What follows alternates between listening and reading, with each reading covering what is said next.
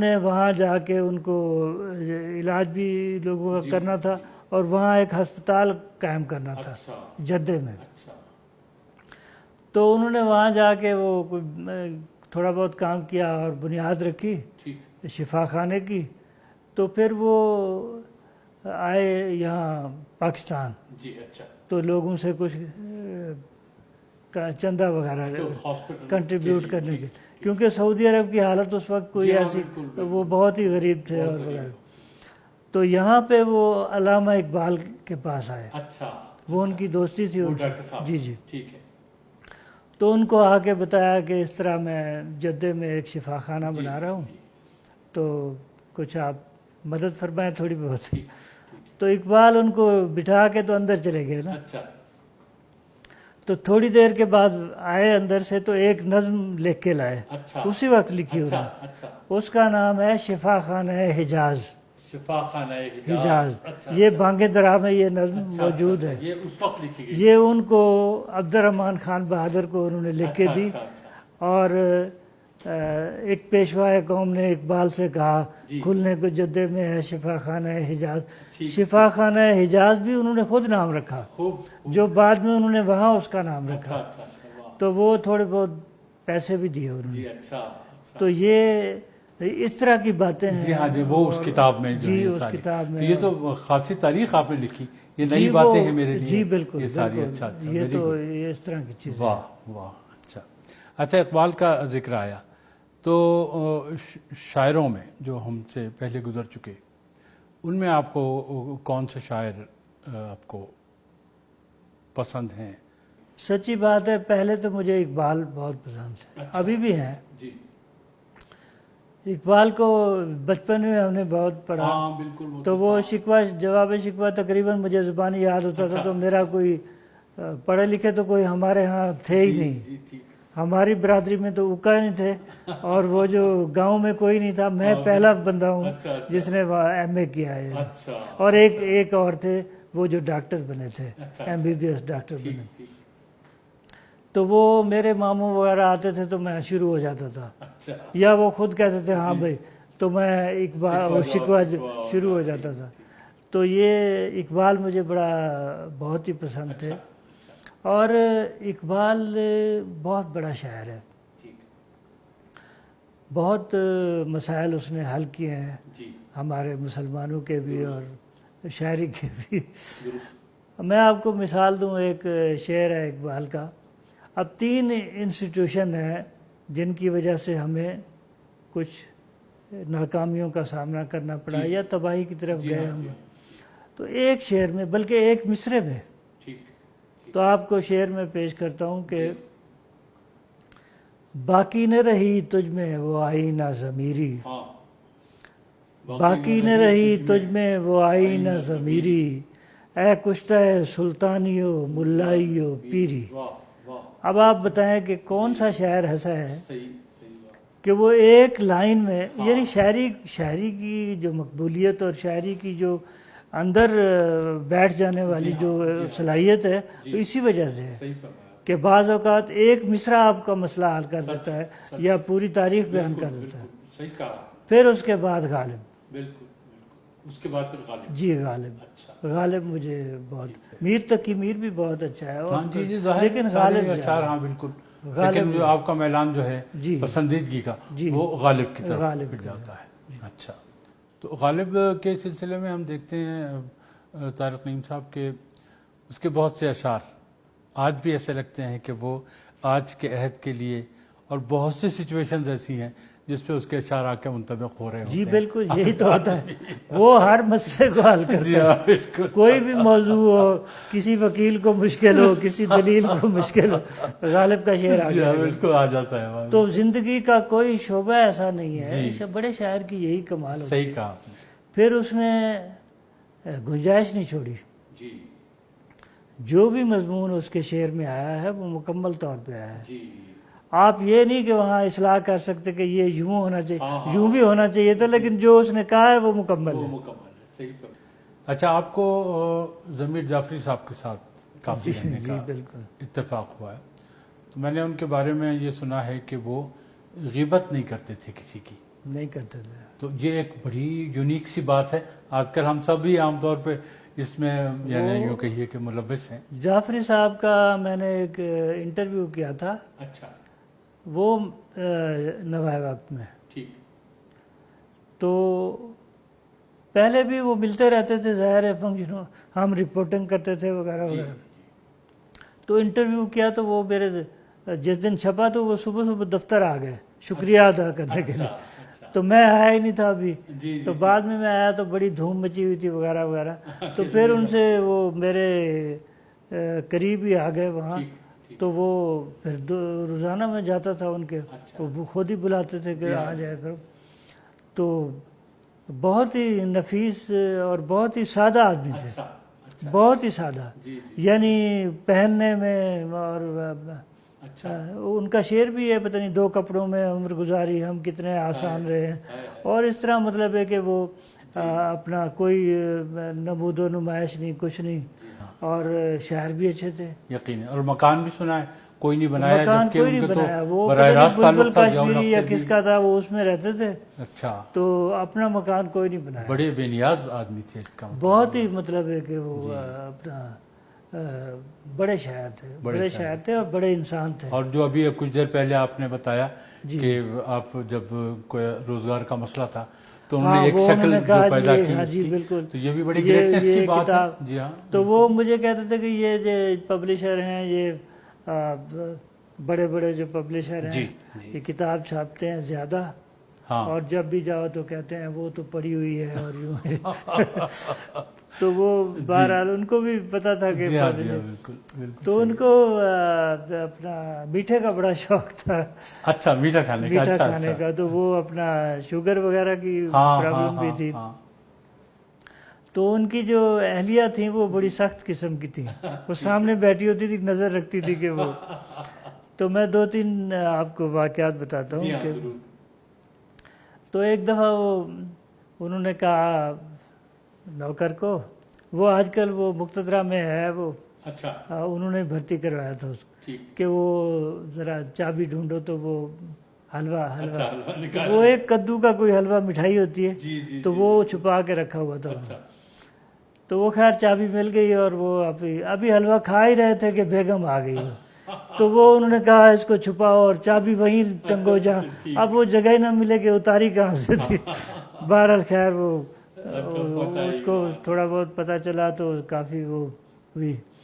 تو ایک دفعہ وہ لڑکیاں, دوپہر کا ٹائم تھا گرمیوں کے, وہ لڑکیاں آ گئیں 2-3 ملنے کے لیے.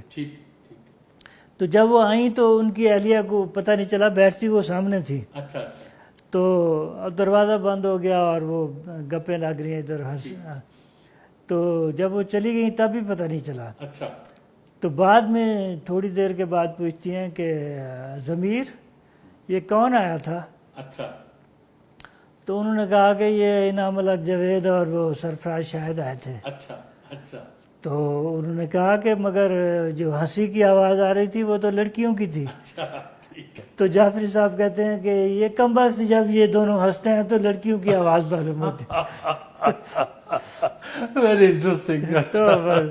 بہت ہی بڑی خوبصورت چیزوں کے آپ شاہد ہیں. جی, اور یہ چیزیں آپ نے خود سنی, ان سے ملنے کا وہ موقع. احمد فراز صاحب کے ساتھ بالکل آپ نے کہا نا کہ وہ غیبت وغیرہ نہیں. جی ہاں, وہ ایسا بالکل نہیں, کبھی کسی کی وہ انہوں نے نہیں کی. فراز صاحب بھی اسی طرح تھے. اچھا.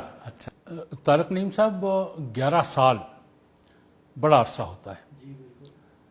تو 11 سال آپ نے احمد فراز صاحب کے ساتھ گزارے اور نیشنل بک فاؤنڈیشن میں آپ نے گزارے. تو کچھ نیشنل بک فاؤنڈیشن کے بارے میں پہلے تو بتائیے کہ اس ادارے نے کتنا تعمیری کام کیا اس عرصے میں جب آپ رہے.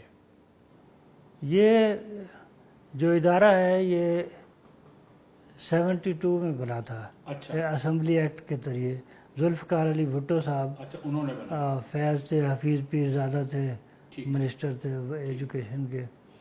تو انہوں نے اسمبلی ایکٹ کے ذریعے یہ بنایا اس لیے تھا کہ بھٹو صاحب کو پتہ چلا کہ وہ جو میڈیکل کی کتابیں ہیں, لا کی, انجینئرنگ کی, سائنس کی, تو ان کے سیٹ جو تھے وہ وہاں پہ 1,80,000 روپے کے ملتے تھے پاکستان میں. باہر سے آتی تھی وہ کتابیں. تو انہوں نے کہا کہ یہ کوئی ادارہ ایسا بنائیں کہ یہاں پروڈیوس کرے اور لوگوں کو اسٹوڈنٹس کو مسئلہ نہ ہو. تو پھر انہوں نے یہ ادارہ بنایا اور ان ملکوں کے ساتھ کاپی رائٹ کا معاہدہ کیا, اور وہ بک فاؤنڈیشن نے وہ کتابیں چھاپی اور 3-4 ہزار روپے میں وہ سیٹ ملتا تھا. یہ اس کا مقصد تھا, اس طرح کا یہ ادارہ بنایا گیا تھا. پھر اس کے بعد اس میں اضافہ ہوتا گیا اور جنرل بکس بھی آئیں, اور جنرل بک کے علاوہ ٹیکسٹ بک آ گئیں. اب کافی ساری ٹیکسٹ بک بھی ہیں. تو بنیادی مقصد تو تھا کہ کتاب کلچر کو فروغ دینا اور اس طرح کے سیٹ. اور میرے خیال ہے اس میں یقینی طور پر یہ کامیاب جی بہت کامیاب ہوئے ہیں. جب میں وہاں تھا, فراز صاحب تھے, تو مجھے رکھا تھا انہوں نے کہ بھئی پبلسٹی ہماری کمزور ہے. میری پہلے دوستی تھی ان سے, تو رکھا تو بڑے خوش وہ میرے کام سے. تو پھر ہم 4-5 کروڑ روپے منافع ہمیں ہوتا تھا ہر سال کا, بک فاؤنڈیشن کا اپنا. تو بلکہ ایک دفعہ مجھے منع کیا, یار یہ اخباروں میں اب تھوڑا دیا کرو, یہ بہت زیادہ. یار وہ بھی اس طرح کے نہیں تھے, شہرت وغیرہ یا کوئی اس طرح کبھی پوچھتے بھی نہیں تھے, کبھی پوچھتے نہیں تھے. جی خبر چھپی ہے نہیں چھپی, کیا ہوا ہے کیا نہیں. ایک دفعہ وہ کسی نے باہر سے فون کیا ان کو کہ جی کوئی خبر چھپی ہے اور آپ کے پی آر او نے تو شاید ابھی دیکھی بھی نہیں ہوگی, آپ کو بتائی بھی نہیں ہوگی. بڑی خطرناک بات تھی. کچھ بھی نہیں. انہوں نے بلایا مجھے تو کہا یار وہ کوئی کسی اخبار میں کوئی خبر آئی ہے, ذرا دیکھنا کیا ہے. کچھ بھی نہیں. میں نے بھی 2-3 دن گزار دیے, لگا دی. بہرحال وہ جو تھے نا, تو انہوں نے بہت بک فاؤنڈیشن کے لیے جو کام کیا اور اپنے تعلقات اور اپنے جو سارا اثر رسوخ استعمال کیا. تو ادارہ جو تھا ڈوبا ہوا تھا. ترقی پھر 4 وہ ان کے حد میں اور آپ کے ساتھ اتنی اوپر آیا. انہوں نے کیا, میں تو پبلسٹی کا ہوتا, تو 4-5 کروڑ منافع میں چلا گیا وہ. تو ان میں یہ جو اس طرح کی صلاحیت یہ بھی تھی, یہ اچھے شاعر تو بلا چلا اچھے شاعر تھے, اور ساتھ وہ سیکٹری جو تھے محمد اسلم راؤ, وہ بھی کافی تجربے کار آدمی تھے. اور راؤ صاحب میں یہ صلاحیت, اپنا فراز صاحب میں یہ تھی, وہ اثر رسوخ تو ظاہر استعمال کر سکتے نا ایم ڈی کے لیول کا. تو ظاہر ادارے کو چلانے کے لیے وہ پھر مختلف اداروں سے رابطے, تو ان کے لیے نسبتاً بہرحال آسان تھا, اور انہوں نے محنت کی اس کے لیے. اچھا, ایک اور سوال مجھے لگتا ہے کہ مناسب ہے میں آپ سے یہ پوچھ سکتا ہوں احمد فراز صاحب کے حوالے سے. جی. احمد فراز صاحب بطور شاعر ایک بہت مصروف آدمی تھے. تو ان کی جو مصروفیت اور ان کے مشاغل, مطلب یہ کہ مشاعروں میں جانا, پھر اس درجہ پاپولر ہونا, کم لوگ ہیں غالباً خوش نصیب جتنی ان کو یعنی شہرت اور مقبولیت حاصل ہوئی میرا خیال. تو میں یہ سوچتا ہوں اپنے طور پہ کہ انہوں نے اپنے بچے جو ہیں ان کے, ایک غالباً ان کا بیٹا خیبر پختونخوا کا گورنر مسعود کوثر کے نام سے. نہیں بیٹا نہیں ہے, وہ بھائی تھے. وہ بھائی تھے. اچھا. اور ان کے دونوں جو بچے ہیں ان کے شبلی فراز ہیں. جی ہاں, اور سعدی فراز. تو وہ بھی بڑے پڑھے لکھے. اور شبلی فراز آج کل سینٹ میں قائد ایوان ہے. اچھا. سینیٹر بھی ہیں اور قائد ایوان ہیں. ٹھیک ہے. لیکن یہ ہے کہ اس چیز سے قطع نظر میں نے یہ دیکھا کہ بہت پڑھے لکھے اور بہت محسوس ہوتا ہے کہ جی بالکل. تو مجھے یہ اپنے طور پر یوں ہی حیرت ہوتی تھی کہ ایک ایسی شخصیت جو پبلک میں بہت زیادہ مقبول ہے, اور اس کی دوسرے مشاغل, مطلب مشاعروں میں شرکت اور یہ دوسرے سلسلے, تو اس میں رہ کے انہوں نے اپنے بچوں کی جو تعلیم ہے اس کی طرف لگتا ہے کہ مکمل توجہ کی, تبھی تو یہ پڑھ سکے نا بچے. نہیں مکمل توجہ دی, اور وہ خود آپ کو پتا ہے کہ پہلے وہ لیکچرر بھرتی ہوئے تھے. جی. اور انہوں نے کافی عرصہ شعبہ تدریس میں گزارا ہے. جی ہاں, ان کے فادر بھی شاید پرشین وغیرہ کے حوالے سے بہت, پرشین کے بڑے اچھے شاعر تھے. برق صاحب, برق کوہاٹی, وہ برق کوہاٹی لکھتے تھے. تو وہ جو ہے نا وہ پرشین کے بڑے اچھے شاعر تھے.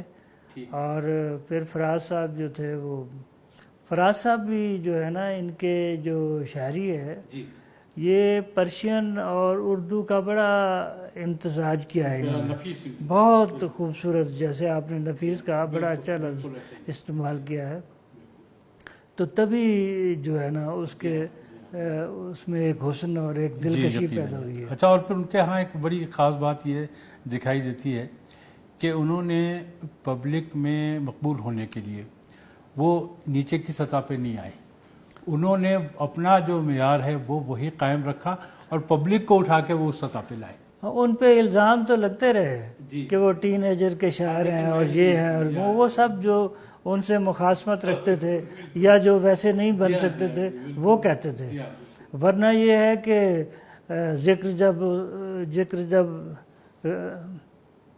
ذکر اس غیرت مریم کا جب آتا ہے فراز، گھنٹیاں بجتی ہیں لفظوں کے کلیساؤں میں، رات کیا سوئے کہ باقی عمر کی نیند اڑ گئی، خواب کیا دیکھا کہ دھڑکا لگ گیا تعبیر کا، اور اپنا منتظر کب سے تحیر ہے تیری تقریر کا، غالب کی زمین میں لکھی ہوئی غزل ہے، نقش فریادی ہے کس کی، پہلی غزل ہے دیوان غالب کی، منتظر کب سے تحیر ہے تیری تقریر کا، بات کر تجھ پر گماں ہونے لگا تصویر کیا شعر ہے دیکھیے۔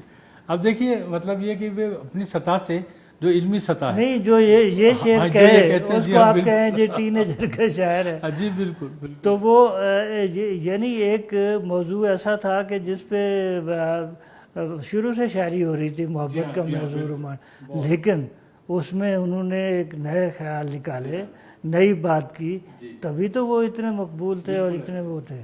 اور اسی غزل کا مجھے ایک شعر یاد آیا، آپ نے سنایا تو، کہ بڑا گہرا شعر ہے اور وہ تو میں لوگوں کے سامنے رکھتا بھی ہوں کہ زندگی میں زندگی کے راز کا جویا ہوں میں، خواب ہی میں منتظر ہوں خواب کی تعبیر کا۔ اب اتنا بلند شعر ہے یہ کہ اس نے بڑے مسائل جو ہیں لوگوں کے یہ وہ حل کیے ہیں، اور اپنی غزل میں یہ کافیہ استعمال ہی نہیں کیا، ہاں جی یا پھر مولوی نے کاٹ دیا یا پھر انہوں نے استعمال ہی نہیں کیا، جی ہاں بالکل۔ تو وہ جو تھا نا اپنا، اور بھی شکوہ ظلمت شب سے تو کہیں بہتر تھا، بالکل اپنے حصے کی کوئی شمع جلاتے جاتے، اس میں کون سا ٹین ایجر آیا ہوا ہے؟ بالکل بالکل، اور اس کی آنکھوں کو کبھی غور سے دیکھا ہے فرات، رونے والوں کی طرح سونے والوں کی طرح جاگنے والوں جیسی۔ تو بڑے خوبصورت اشعار ان کے، آپ واقعتاً مطلب یہ کہ اتنے دن آپ نے ان کے ساتھ گزارے۔ تو دوسری یہ تھی کہ وہ اپنا بہت اچھے انسان تھے، شاعر بھی اچھے تھے اور بہت اچھے انسان تھے، کبھی کسی کی بدخوئی یا عدم موجودگی میں کوئی کبھی بھی نہیں، بہت کم۔ خواتین کے بارے میں کافی ان کے تعلقات رہے خواتین سے، کبھی کوئی ایسی بات نہیں۔ ایک خاتون نے ان کو مسودہ دیا ہوا تھا، تو وہ انہوں نے کہا کہ میں مشکل ہے، میں لکھ نہیں پاؤں گا اس پہ، لیکن پھر بھی وہ زبردستی چھوڑ کے گئیں کہ اس پر لکھ کے دیں۔ تو کچھ دنوں بعد وہ خاتون آئیں تو دو لوگ اس کے ساتھ تھے، اور ایک بہت قد اعظم تصویر اٹھائی ہوئی تھی انہوں نے، جو فراز صاحب کی تصویر تھی، اور اس میں وہ بھی تھی اور لوگ بھی تھے۔ تو انہوں نے کہا کہ آئیں اور کہا فراز صاحب گھنٹی بجائیں، تو انہوں نے گھنٹی بجائی تو وہ پیر آ گئے، کہنے لگے یہ تصویر کہیں لگا دیں۔ تو انہوں نے کہا دیکھو یار کوئی، وہ ایک جگہ کل کھڑی تھی تو اس پہ لگا دی، تو وہ لے گئے، تو پھر جاتے ہوئے کہا کہ میرا مسودہ دیکھیے گا، اور اچھا پھر بھی انہوں نے نہیں لکھا۔ 5-6 مہینے گزر گئے، اتفاق سے میں اور سمینہ راجہ وہاں بیٹھے ہوئے تھے تو وہ پھر آ گئی، کہنے لگیں کہ فراز صاحب اسی طرح کہا گھنٹی بجائیں، گھنٹی بجائی، پیے نہ کہ میری تصویر واپس کریں۔ انہوں نے کہا میاں اتار دو اس کو، سگریٹ پی رہے تھے، کہنے لگے اس کو اتار کے دے دو۔ Very interesting. تو کہنے لگی یہ آپ نے اچھا نہیں کیا اور یہ ہوگا اور اس کے نتائج بڑے بھگتیں گے آپ، یوں ہے یا آپ نے نہیں لکھا۔ تو وہ ہنستے رہے اور وہ تصویر لے کے چلی گئی۔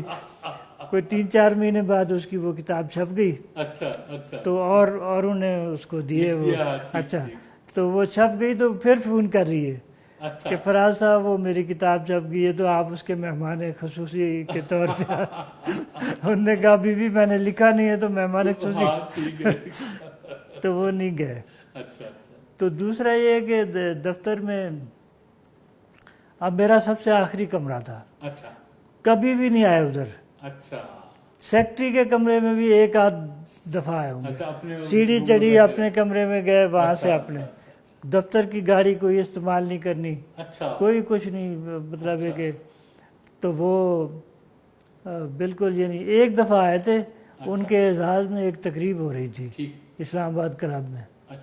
تو جو تقریب کروا رہے تھے وہ محبوب ظفر صاحب اور وہ زاویہ کے زیر تو وہ محبوب میرے پاس آتے تھے, دوست جو تھے.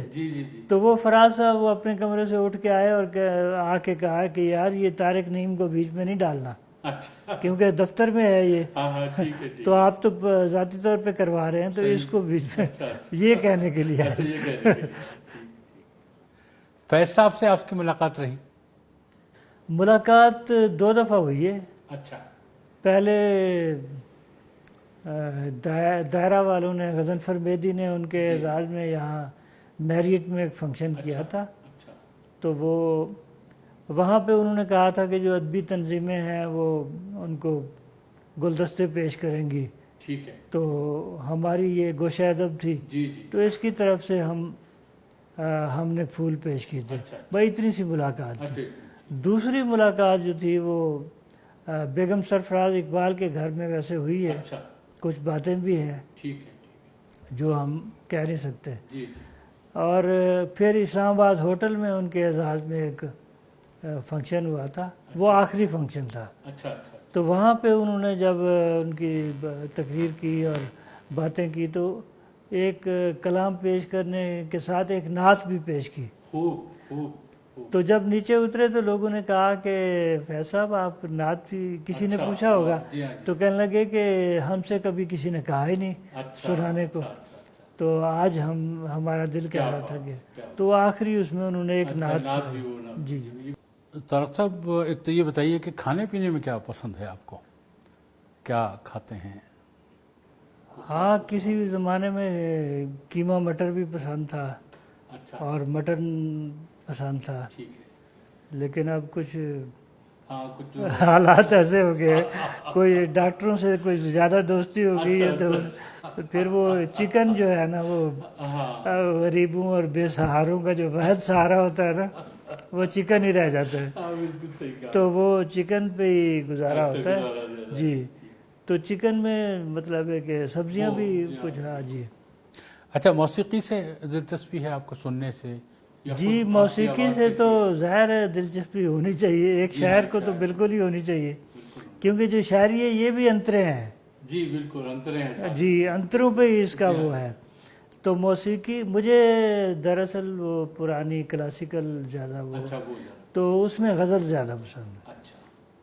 اور جب غزل کا نام آئے گا تو پھر مہدی حسن کا نام آئے گا. ویسے تو فریدہ خانم اور اقبال بانو بھی ہماری, بلکہ فریدہ خانم کو میں خواتین کی مہدی حسن کہتا ہوں. تو مہدی حسن کی غزل مجھے بہت پسند ہے, اور خاص طور پہ میں اکثر سنتا ہوں میر کی غزل ہے, یہ دھواں سا کہاں سے اٹھتا ہے, دیکھ تو دل کے جہاں سے اٹھتا ہے, یہ دھواں سا کہاں سے اٹھتا ہے. اچھا, اب ہم اینڈ کی طرف چل رہے ہیں جناب, تو کوئی غزل اپنی عطا فرمائیے آپ. جی, میں پیش کرتا ہوں. میں کائنات میں پہلے جہاں جہاں گیا تھا, میں کائنات میں پہلے جہاں جہاں گیا تھا, میرے علاوہ کوئی اور بھی وہاں گیا تھا, میرے علاوہ کوئی اور بھی وہاں گیا تھا, مہو نجوم کو دیکھوں تو یاد پڑتا ہے, مہو نجوم کو دیکھوں تو یاد پڑتا ہے, یہیں کہیں سے کبھی میرا کارواں گیا تھا, مہو نجوم کو دیکھوں تو یاد پڑتا ہے, یہیں کہیں سے کبھی میرا کارواں گیا تھا, اڑان روک کے یکدم مجھے گزرنا پڑا, اڑان روک کے یکدم مجھے گزرنا پڑا, اڑان روک کے یکدم مجھے گزرنا پڑا, پروں کے زور سے ورنہ یہ آسماں گیا تھا, اڑان روک کے یکدم مجھے گزرنا پڑا, پروں کے زور سے ورنہ یہ آسماں گیا تھا, तुम आए थे तो मुझे मिल के ही चले जाते। वाह वाह। तुम आए थे तो मुझे मिल के ही चले जाते, यहीं ज़मीन पे था और मैं कहाँ गया था। क्या कहने, बहुत अच्छा शेर है। तुम आए थे तो मुझे मिल के ही चले जाते, यहीं ज़मीन पे था और मैं कहाँ गया था, यहीं ज़मीन पे था और मैं कहाँ गया था। उसे ज़माना हुआ था हदफ बनाए हुए, उसे ज़माना हुआ था हदफ बनाए हुए, ज़रा मैं आँख झपकता तो वो निशान गया था। बहुत खूब, बहुत खूब। उसे ज़माना हुआ था हदफ बनाए हुए, ज़रा मैं आँख झपकता तो वो निशान गया था। किसी में ताब नहीं थी कलाम करने की, किसी में ताब नहीं थी कलाम करने की, मैं एक बार सितारों के दरमियान गया था। बहुत अच्छी, बहुत। किसी में ताब नहीं थी कलाम करने की, मैं एक बार सितारों के दरमियान गया था। उड़ी हुई थी हवा से मुकालमे की खबर, उड़ी हुई थी हवा से मुकालमे की खबर, दिया कुछ और न जलता तो बात बां गया था, दिया कुछ और न जलता तो बात बां गया था। तुम आए थे तो मुझे मिल के ही चले जाते, यहीं ज़मीन पे था और मैं कहाँ गया था। मैं कायनात में पहले जहाँ जहाँ गया था, मेरे अलावा कोई और भी वहाँ गया था। कुछ सितारे मेरे और ये बादमां पड़े हैं मेरे, पानियों पर निशान पड़े हैं मेरे, पानियों पर निशान पड़े हैं मेरे, नक्शे पा भी कहाँ पड़े हैं मेरे। पानियों पर निशान पड़े हैं मेरे, नक्शे पा भी कहाँ पड़े हैं मेरे। कुछ सितारे मैं साथ लाया हूँ, कुछ सितारे मैं साथ लाया हूँ, कुछ सितारे वहाँ पड़े हैं मेरे। कुछ सितारे मैं साथ लाया हूँ, कुछ सितारे वहाँ पड़े हैं मेरे। मैं उलझने लगा था खुद से भी, मैं उलझने लगा था खुद से भी, लोग कुछ दरमियाँ पड़े हैं मेरे। मैं उलझने लगा था खुद से भी, लोग कुछ दरमियाँ पड़े हैं मेरे। ये समंदर है और ये कश्ती है, ये समंदर है और ये कश्ती है, और ये बादबां पड़े हैं मेरे। ये समंदर है और ये कश्ती है, और ये बादबां पड़े हैं मेरे, और ये बादबां पड़े हैं मेरे। पानियों पर निशान पड़े हैं मेरे, नक्शे पा भी कहाँ पड़े हैं मेरे। तारक नईम साहब, बहुत शुक्रिया आपका। जी, बहुत मोहब्बत आपकी। गुफ्तगू रही, और जिन जिन शख्सियात के साथ आप रहे उनके भी बड़े पहलू सामने आए। हम बहुत शुक्रगुजार हैं जनाब आपके। आप तशरीफ़ लाए, आपने हमें वक्त दिया, और वाफ़ी नेटवर्क जो है वो यकीनन आपकी इस इनायत को याद भी रखेगा। तो बहुत शुक्रिया। बहुत बहुत मोहब्बत आपकी, बहुत। अब अपने मेज़बान ज़ियाउद्दीन नईम को इजाज़त दीजिए नाज़रीन। इंशाअल्लाह जल्द ही किसी और शख्सियत के साथ मुलाकात होगी। हमारे प्रोग्राम आपको कैसे लगते हैं ज़रूर फीडबैक दीजिएगा, और अगर अच्छे लगते हैं तो अपने पेज पर शेयर भी ज़रूर फरमाइए। वस्सलाम फ़ी अमानिल्लाह।